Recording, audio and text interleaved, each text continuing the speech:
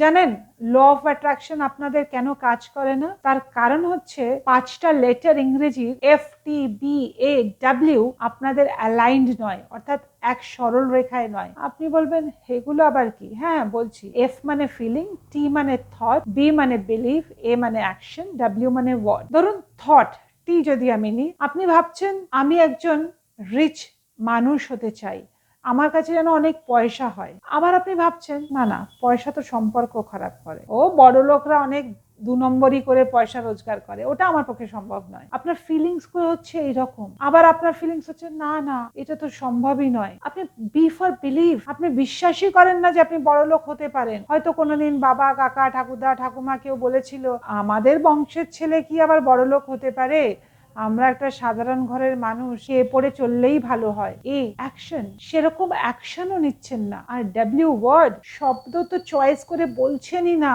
সব সময় বলছেন ও 2 নম্বরই করছে, ও কি মার্সিডিজ নিজের পয়সায় চড়ছে নাকি, বড় লোকদের গালাগালি দিচ্ছেন।